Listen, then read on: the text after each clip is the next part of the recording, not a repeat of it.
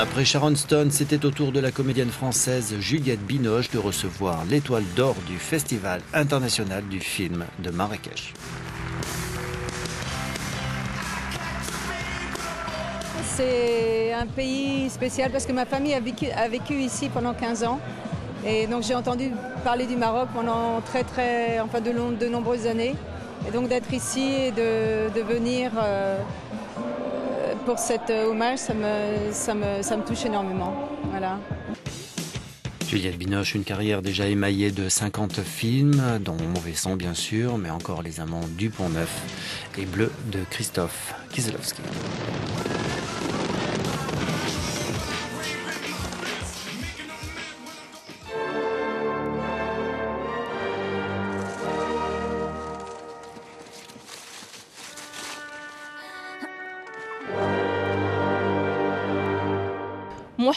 Les masterclass sont devenus un rendez-vous incontournable du festival et attirent l'attention de cinéastes invités à la manifestation, ainsi que les étudiants des écoles cinématographiques. Ces leçons seront l'occasion de partager des idées de création et des moments d'exception avec les plus grands réalisateurs du monde, tels que l'américain James Gray et le français Bruno Dumont.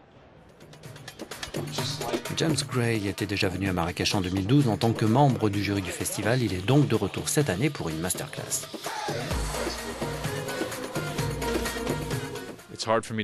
C'est difficile pour moi de donner un conseil ou quelque chose comme ça. Désormais, la seule chose dont je vais parler, c'est qu'ils doivent faire des films personnels, qu'ils doivent se mettre dans les films.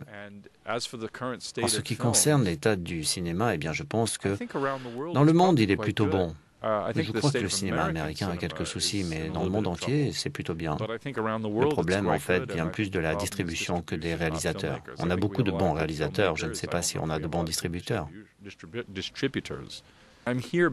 Je suis ici parce que j'adore le Maroc et j'adore le festival. Mais quand ils m'ont proposé ça, je me suis senti un peu bizarre parce que je n'avais pas l'impression de le mériter. En tout cas, pas maintenant.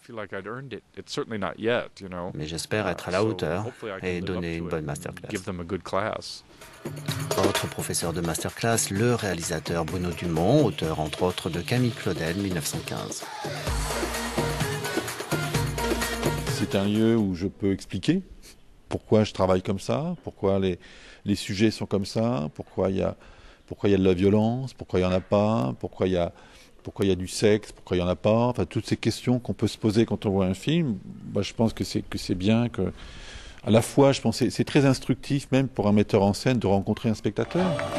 110 longs métrages dans ce festival, dont 15 films en compétition et parmi eux La Marche de Nabil Ben Yadir avec Olivier Gourmet, Tioufik Djabal et Jamel Debbouze. Un film qui parle de l'égalité.